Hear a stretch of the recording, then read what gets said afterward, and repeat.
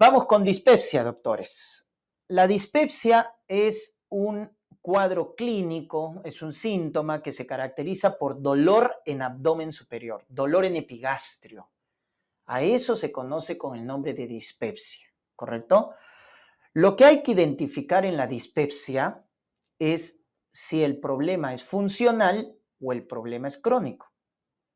Lo más frecuente, doctores, es el problema funcional. A eso se conoce con dispepsia funcional o dispepsia no ulcerosa. Así se llama, funcional o dispepsia no ulcerosa. ¿Qué es lo más frecuente? Miren, 70%. Ya les dije, en gastroenterología, los problemas crónicos más frecuentes son funcionales. Diarrea crónica, funcional. Dolor abdominal crónico, funcional. ¿Se dan cuenta? Lo más frecuente es funcional. Pero es un diagnóstico de exclusión, porque lo primero que debemos descartar es dispepsia orgánica, es lo primero que debo descartar, que está presente hasta en un 30%. ¿Estamos? Muy bien. Entonces, la dispepsia funcional es un diagnóstico de exclusión, a diferencia de la dispepsia orgánica, que hay que descartarla, ¿no? Entonces, ¿cuáles son causas de dispepsia orgánica? A la cabeza, la causa más frecuente benigna es la úlcera péptica, ¿no? Por eso a la dispepsia orgánica también le llaman dispepsia ulcerosa y a la funcional no ulcerosa. Porque la úlcera péptica, doctores, es la causa benigna más frecuente de dispepsia orgánica.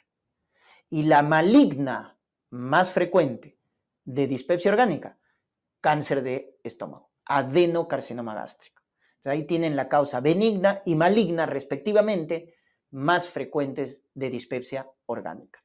Luego hay otras causas, la enfermedad de reflujo, medicamentos, AINES, hierro, digoxina, la misma pancreatitis también que da abdomen en la parte superior, severa, ¿no? Que se irradia en cinturón.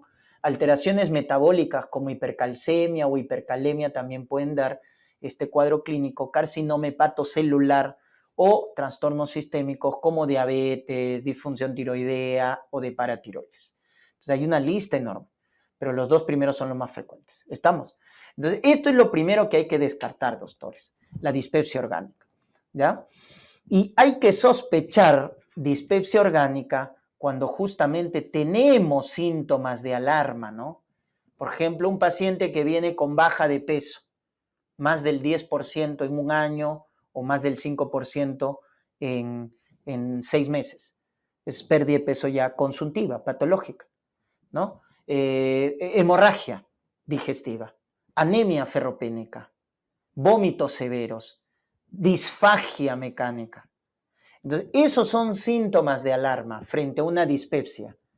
Cuando una dispepsia viene con anemia ferropénica, baja de peso, hemorragia, vómitos severos, disfagia, estos síntomas de alarma nos deben hacer descartar un problema orgánico. Entonces haremos endoscopía. O sea, ahí indicamos endoscopía. ¿Cuándo indicamos endoscopía en la dispepsia? Cuando hay síntomas de alarma. O el paciente tiene más de 60 años.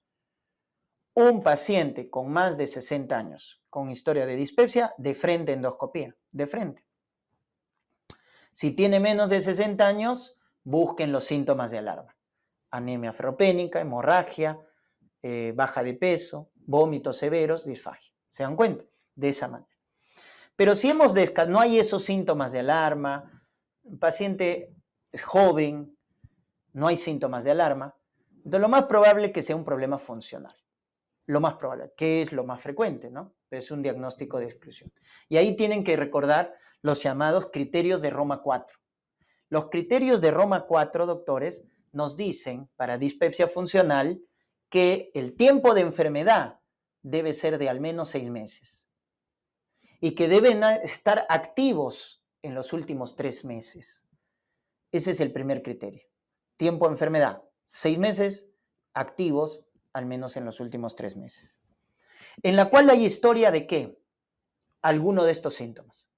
O plenitud postprandial, saciedad precoz o dolor tipo ardor en epigastrio.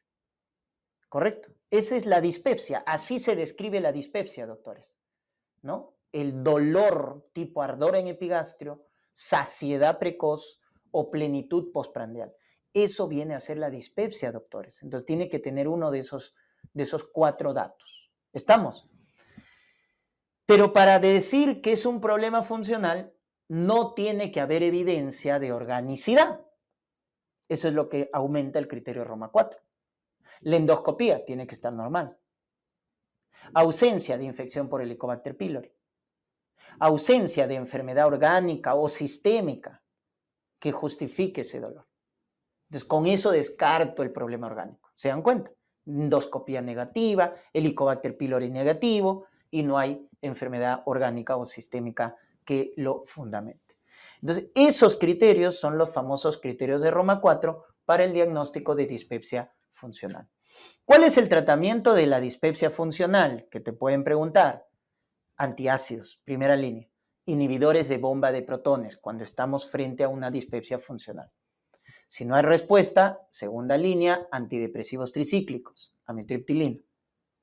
Y si no hay respuesta, proquinéticos, como tercera línea. Antidopaminérgicos, metoclopramida. ¿Ya?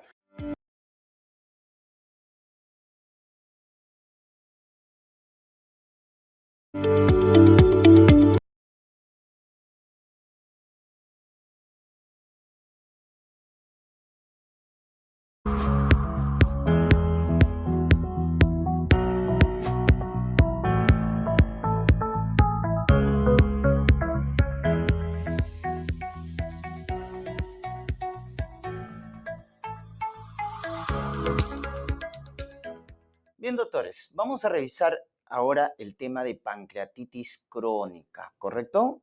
Bien. Cuando hablemos de pancreatitis crónica, lo que tienes que acordarte como criterio principal es que eso ya una alteración, producto de una inflamación crónica, una alteración de la anatomía del páncreas, donde se fibrosa, donde se calcifica. Y eso finalmente conlleva a una disfunción tanto de la función exocrina como endocrina del páncreas, ¿no? Porque recuerden que el páncreas es una glándula mixta, ¿ya? Cuando hablemos de la etiología, tenemos que recordarnos que la principal causa es el consumo de alcohol, ¿correcto? El consumo de alcohol es la principal causa de pancreatitis crónica, ¿no? 40, 50 gramos al día de manera crónica ya nos predispone a ser una pancreatitis crónica, a diferencia de la aguda, ¿verdad? Donde la aguda era de etiología biliar. Recordemos esta mnemotecnia para recordar la etiología de pancreatitis crónica, TIGARO, T de tóxico metabólico, y ahí tienes la principal causa. ¿Ah? Nunca te olvides, consumo de alcohol. Otras como falla renal, hipercalcemia, dislipidemia, tabaco, ¿no? La nicotina también genera alteración en la morfología del páncreas, etc.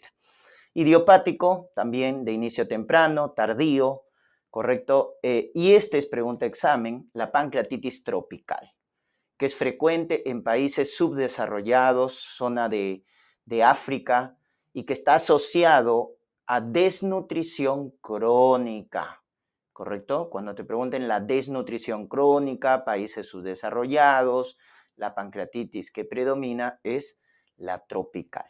¿Estamos? Muy bien. Luego tenemos las causas genéticas, ¿no? Mutación del gen SPINK, este gen, recuerden, que regula la función pancreática, puede estar mutado y eso predispone también a la pancreatitis crónica, ¿no? Porque se desencadena una activación de las enzimas pancreáticas y produciendo inflamación. Autoinmunes, ¿no? Cuando hay un infiltrado linfoplasmocitario en el páncreas, ¿no? Pancreatitis aguda recurrente por irradiación, posnecrosis y obstructiva también, ¿ya? Pero siempre hay que recordar lo más frecuente, ¿no? Vamos a la patogenia. Lo más importante en pancreatitis crónica, recuerden, es la alteración en la morfología del páncreas. Entonces aparece dos componentes, fibrosis, calcificación del páncreas. Eso no lo vas a ver en el cuadro agudo. Esto es crónico, cuando tú ves ya la anatomía alterada, ¿no? Fibrosis, calcificación en el páncreas es criterio mayor para el diagnóstico de pancreatitis crónica. acuérdense, ¿ah? Fibrosis, calcificación. Incluso en la autoinmune, ¿no? Le agregamos algo más, ¿no? Aparte de la fibrosis, hay infiltrado linfoplasmocitario en la autoinmune. Infiltrado linfoplasmocitario más fibrosis, esa es una pancreatitis crónica de origen autoinmune, ¿no? En las demás, como por ejemplo el consumo de alcohol, el consumo de tabaco, las dislipidemias, las toxinas, generan principalmente calcificación del páncreas, ¿ya? Calcificación del páncreas. Entonces recuerden que esto es criterio mayor, ¿ah? No lo vas a ver en el agudo. El diagnóstico te van a decir un dolor abdominal, ¿correcto? Dolor abdominal en epigastrio, en abdomen superior, que se irradia en faja, en cinturón, típica semiología de una pancreatitis, pero es un dolor leve moderado, no es un dolor severo, no es un abdomen agudo como en la pancreatitis aguda. No, acá es leve moderado, pero con la misma semiología. En epigastrio, en abdomen superior, que se irradia en cinturón, en faja, mejora al inclinarse hacia adelante, ¿no? Empeora cuando con las comidas grasosas, con las comidas copiosas, empeora. Entonces eso nos debe hacer sospechar. Y luego evaluamos la función pancreática. Si bien es cierto que el criterio mayor diagnóstico es la alteración en la anatomía, pero también criterios diagnósticos ya menores vienen a ser la alteración en la función pancreática, ¿no?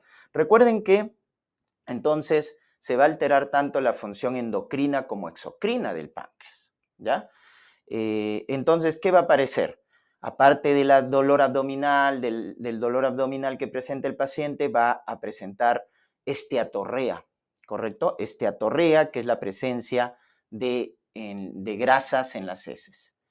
Puede aparecer también diabetes, ¿no? Por eso hay una mnemotecnia que tienes que acordarte acá en pancreatitis crónica, que es SET, ¿correcto?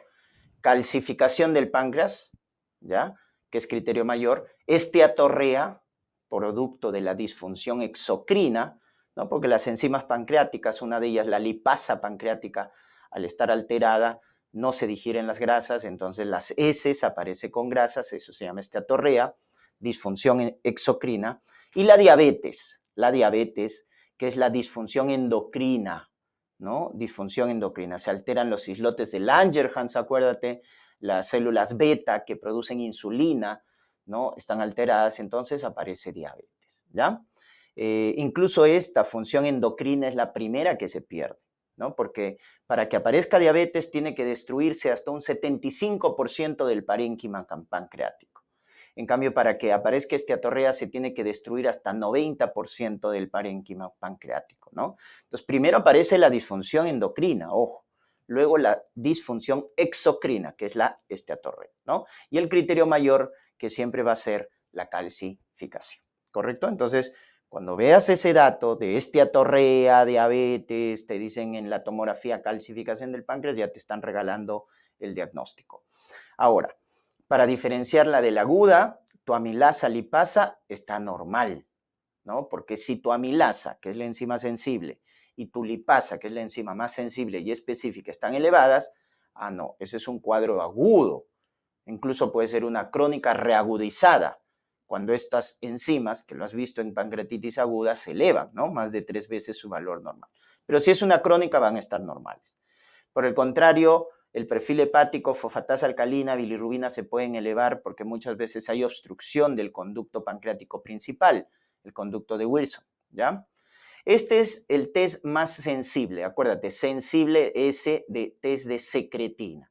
Si te preguntan la prueba más sensible, es el test de secretina, ¿correcto? Este test de secretina sale positivo, pues positivo, ¿no? ¿Ya? Es la prueba más sensible. La esteatorrea, que dijimos, es un criterio diagnóstico que nos revela disfunción endocrina del páncreas, ¿no? Con la tinción Sudán se pintan las heces y podemos ver más de 7 gramos en 24 horas en las deposiciones, y ese es un criterio para pensar en pancreatitis crónica. Y esta es la prueba más específica, tripsinógeno. El tripsinógeno va a estar bajo, ¿no? El tripsinógeno va a estar bajo. Es más específica. La secretina es sensible, el tripsinógeno es específico, ¿correcto? Muy bien, entonces de esa manera con el criterio clínico, con las pruebas de función pancreática, ya vamos orientando el diagnóstico, ¿no? Si por ahí todavía se resiste al diagnóstico, podemos hacer uso ya de estudios de imagen, ¿no es cierto? Entonces tenemos la prueba inicial, que es la de elección, la prueba inicial, que es la tomografía.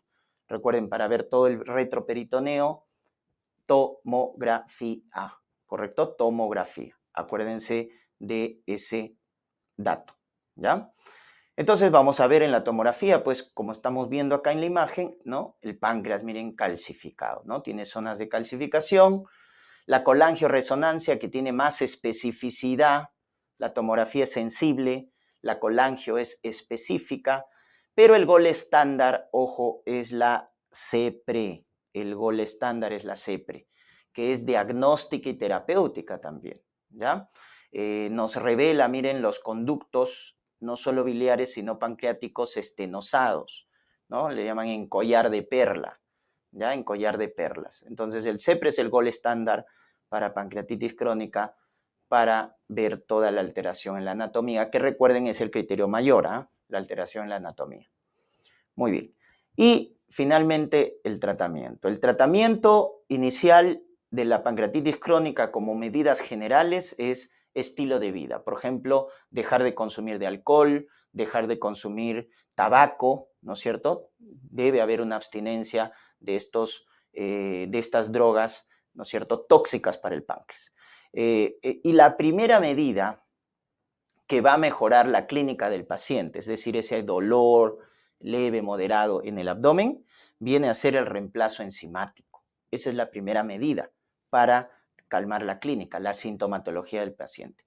Lipasa pancreática en cada comida, ¿no? La lipasa, ¿no? Esta enzima para digerir las grasas se debe dar en cada comida, ¿no? Entonces, ese reemplazo enzimático es la primera medida para la clínica del paciente, ¿no? Para la disfunción endocrina, ¿sí? Como no hay reserva de insulina, hay que colocar insulina si es que tenemos esta diabetes mellitus, ¿no? En pancreatitis producto de la insuficiencia pancreática.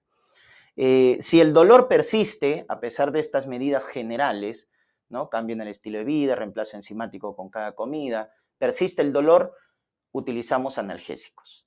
Y ahí tenemos primera línea, AINES, ¿no es cierto? Los AINES son de primera línea en la anestesia. Si es que es severo, opioides, fentanilo, morfina de liberación prolongada. E incluso se puede utilizar como última medida antidepresivos tricíclicos. Antidepresivos tricíclicos, ¿correcto? Muy bien, si a pesar de este manejo farmacológico persiste el dolor, ¿cuál es la siguiente medida? Bloqueo del ganglio celíaco. Bloqueo del ganglio celíaco, ¿no? Si a pesar de eso persiste el dolor, tenemos la terapia endoscópica, papilotomía, esfinterotomía, se dilatan los ductos, colocamos stent. Esa es otra medida también frente a la clínica persistente. Y el último recurso, ya si el dolor es intratable, es la cirugía. Es el último recurso, ¿no? Entonces recuerden ese dato de secuencia porque por ahí lo han preguntado en exámenes, ¿ya? Cuando vemos en la analgesia de un paciente con pancreatitis crónica, o sea, para mejorar la sintomatología, la clínica, primero es medidas generales, reemplazo enzimático, luego están tus AINES, tus fármacos, opioides, luego está tu bloqueo del ganglio celíaco, luego está tu terapia endoscópica, colocación de stent, dilatación de ductos y el último recurso, la cirugía. En ese orden, ¿correcto? Muy bien. Y en el caso de la cirugía, recuerden que está indicado entonces en estos casos, dolor intratable, la presencia ya de una fístula, pseudoquistes complicados, son indicación de cirugía en pancreatitis crónica. Y recuerden que hay dos tipos de cirugía, técnica de resección y técnicas de drenaje, ¿ya? Entonces, en la técnica de resección, ¿esta cuándo se hace? Cuando el conducto pancreático principal de Wilson ya está estenosado, o sea, menos de 5 milímetros. En cambio, las técnicas de drenaje se hacen cuando el conducto pancreático principal está dilatado, ¿no? Como está dilatado, puedo hacer técnicas quirúrgicas de drenaje. Por ejemplo, una pancreatoyeyunostomía. Pancreatoyeyunostomía.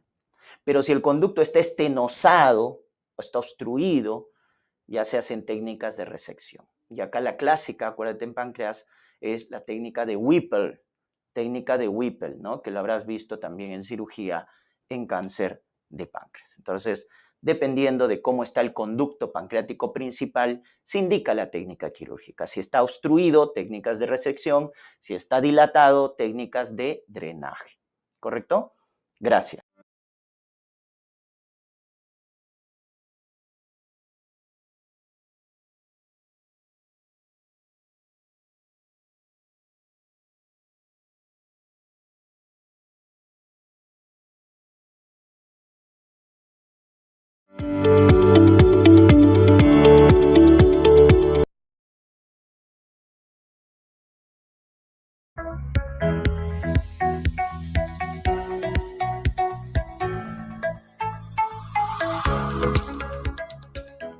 Bien, vamos entonces a ver cirrosis, ¿no? Recuerden que la cirrosis es la vía final de lesión de cualquier noxa en el hígado, ¿ya? De cualquier injuria en el hígado.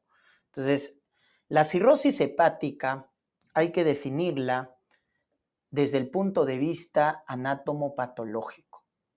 Entonces, veamos acá un poquito de la patogenia, ¿no? En lo que viene a ser la histología del hígado, vemos acá los hepatocitos, vemos acá sus capilares, que son los sinusoides, ven acá el macrófago, que es la célula de Kupffer, y ven acá también esto de amarillo, que es, ¿no es cierto?, la célula de hito o lipocito, que almacena vitamina A en el espacio subendotelial, ¿correcto? Entonces, cuando hay una noxa, una injuria en el hígado, doctores, estas células de hito se convierten en fibroblastos. Eso acuérdense.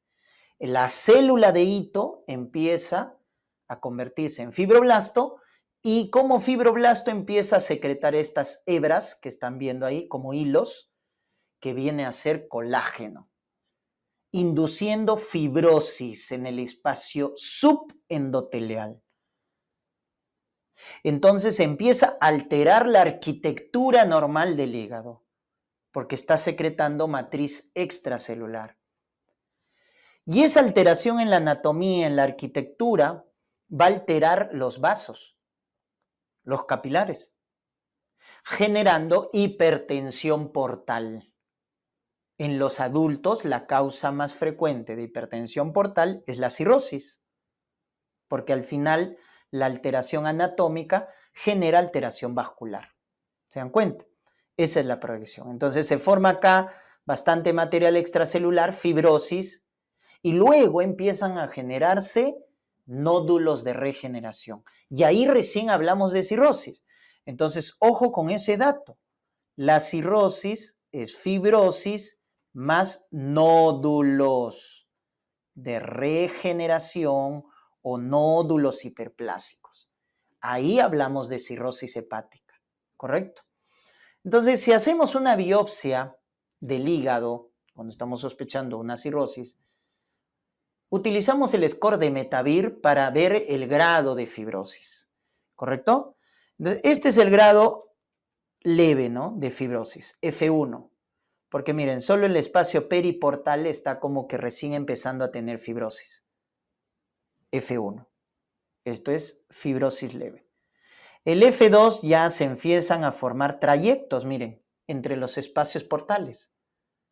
Una fibrosis moderada. Moderada. Y este de acá es el F3, fibrosis severa, cuando ya esos tractos entre los espacios portales se completan. Y este es el F4, que es cirrosis, porque ya se han formado, además de la fibrosis, nódulos de regeneración o nódulos hiperplásicos. Vean la diferencia.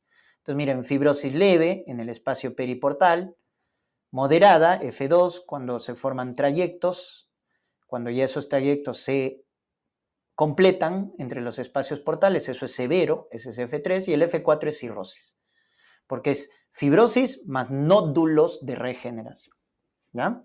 Entonces, esta es la forma invasiva para diagnosticar como tal la cirrosis. Pero también tenemos una forma no invasiva.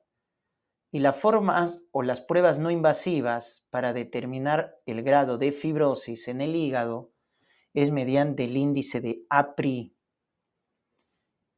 que es medir, ¿no es cierto?, transaminasas, TGO, sobre el recuento de plaquetas. Es un cociente. Si ese cociente sale más de 2, TGO sobre recuento de plaquetas más de 2, nos indica cirrosis hepática, doctores. O una prueba de imagen llamada FibroScan. El FibroScan o elastografía, doctores, nos mide el grado de fibrosis del hígado cuando es más de 12 kilopascales la resistencia, nos indica que el hígado ya está en estado cirrótico. Entonces, cuando el cociente o índice de APRI es más de 2 o en el FibroScan es más de 12 kilopascales la resistencia, nos indica que ya el hígado probablemente está en un estado de cirrosis. Muy bien. La etiología, bien preguntado, ¿no? ¿Cuál es la causa más frecuente de cirrosis, doctores? Alcohol, la llamada cirrosis nutricional también, ¿no? Entonces, el alcohol es la causa, el consumo de alcohol crónico, más de 40, 50 gramos al día, ¿no es cierto? Recuerden, el etanol se metaboliza acetaldehído y el acetaldehído es el metabolito tóxico que va a generar daño en el hígado. Y la exposición crónica, la exposición progresiva, va a producir finalmente, cirrosis, ¿ya? Entonces, la causa más frecuente. Y su cirrosis es, en la cirrosis producida por alcohol, se forman nódulos pequeños. Esos nódulos de regeneración son pequeños, por eso se llama también cirrosis micronodular. El alcohol produce cirrosis micronodular, a diferencia de los virus, que son la segunda causa más frecuente de cirrosis, ¿no? Los que cronifican, B, C o el D en la superinfección. Entonces, los virus son la segunda causa más frecuente, pero su cirrosis se llama macronodular, porque se generan nódulos hiperplásicos grandes. Entonces, diferente, macronodular. Luego están los problemas autoinmunes, ¿ya? Por ejemplo, la hepatitis autoinmune, ¿no es cierto?, que tiene su anticuerpo, antimúsculo liso, que es el más específico. La cirrosis biliar primaria, que tiene su antimitocondrial positivo. La colangitis esclerosante primaria, que tiene ANCA-P positivo. Entonces, miren, esos problemas autoinmunes que tienen anticuerpos son los que van a asociarse finalmente a producir cirrosis. También tenemos los fármacos hepatotóxicos que a la larga pueden llevar a cirrosis. El consumo de arsénico crónico, metotrexate, ojo, metotrexate, ¿no? Bueno, tóxicos como el arsénico, fármacos como metotrexate, amiodarona, isoniazida de manera crónica pueden inducir cirrosis. Muy bien. Luego también tenemos los problemas genético-hereditarios, ¿no? Por ejemplo, el que produce la piel bronceada, le llaman, ¿no? Hemocromatosis hereditaria. O sea, el depósito de hierro, ¿no? Depósito de hierro, hemocromatosis. La enfermedad de Wilson, que te da en semiología en el ojo, recuerden, en la córnea se deposita el cobre, ¿no? En la membrana de De Smet de la córnea. Entonces, el cobre nos da por depósito en la membrana de De Smet de la córnea el anillo de Kaiser y Fleischner. Anillo de Kaiser y Fleischner. Es semiología, enfermedad de Wilson, ¿no? Que va también con cirrosis. El déficit de alfa-1 antitripsina, que da enfisema pulmonar, ¿no es cierto? En neumología, enfisema pulmonar con cirrosis. Enfisema pulmonar con cirrosis, déficit de alfa-1 antitripsina. Y luego ya patologías raras como mucopolisacaridosis, la galactosemia, ¿no es cierto?, que da vómitos, problemas neurológicos. Está contraindicada la lactancia materna, recuerden, en la lactosemia. A nivel ocular nos da la catarata en mancha en gota de aceite, le llaman, ¿no? Catarata en mancha en gota de aceite. La fibrosis quística en los niñitos, ¿no? La fibrosis quística que nos va a dar también cirrosis, etcétera, neumonías, ¿no? Por pseudomonas, etcétera. Muy bien, entonces son problemas que también se asocian, pero a la cabeza está el alcohol como causa más frecuente. El diagnóstico clínico lo vamos a ver por la lesión hepática que produce la cirrosis y por la hipertensión portal. Entonces, por la falla hepática, ¿no es cierto? Porque al final la alteración anatómica produce alteración funcional. Entonces, por la alteración en la función, la insuficiencia hepática nos va a dar ciertos síntomas. Se va a empezar a acumular bilirrubina, predominio directo, produciendo el signo clínico más frecuente de cirrosis, ictericia, signo clínico más frecuente. ¿Correcto? La ictericia. Encefalopatía, por el acúmulo de sustancias tóxicas, amoníaco. Coagulopatía, por el déficit en la producción de factores de coagulación. Recuerden, el hígado produce factores de coagulación. Entonces, si falla, va a haber coagulopatía, se prolonga el tiempo de protrombina, etc. Edema, porque se deja de producir albúmina. Recuerden que la albúmina es el marcador de falla hepática crónica. Entonces, un paciente con cirrosis típicamente tiene la albúmina baja, porque el hígado produce la albúmina. Entonces, como hay falla hepática crónica, se deja de producir albúmina. Entonces, esa hipoalbuminemia baja la presión oncótica y el líquido de los vasos empieza a salir al intersticio, produciendo edema. ¿Correcto? Entonces, tenemos esos datos. El paciente va a estar con astenia, con fatiga. ¿Y eso por qué? Porque recuerden una función del hígado que es compartida con el riñón, que es la gluconeogénesis hepática. O sea, producen nueva glucosa, ¿no? El hígado y el riñón. Entonces, por eso los pacientes con enfermedad renal crónica terminal, los pacientes con cirrosis hepática, los vas a ver con fatiga, con astenia, porque está disminuida la gluconeogénesis, la producción de nueva glucosa. ¿Ya? Por eso en cirrosis hepática, si te preguntan el signo clínico más frecuente, ictericia, y el síntoma más frecuente, astenia o fatiga. Eso acuérdense.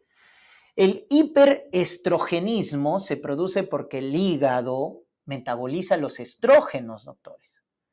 Entonces, al estar en insuficiencia hepática, empieza el estrógeno a acumularse y eso en los varones, sobre todo, ¿qué va a generar? Ginecomastia, va a generar atrofia testicular, las telangiectasias o arañas vasculares, que son las lesiones dermatológicas más frecuentes en los pacientes con cirrosis.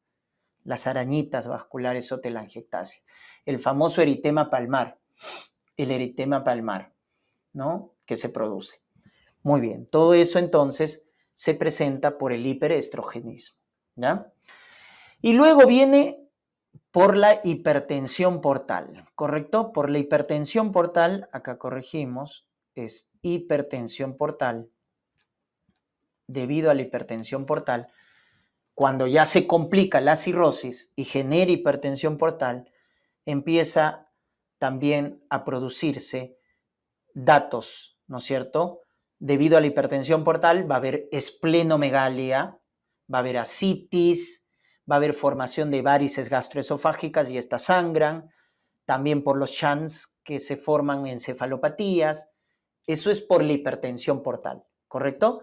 Esplenomegalia, ascitis, hemorragia varicosa, encefalopatía. Son datos de hipertensión portal. O sea, ahí vamos a ver las complicaciones, pues, del paciente con cirrosis, ¿no?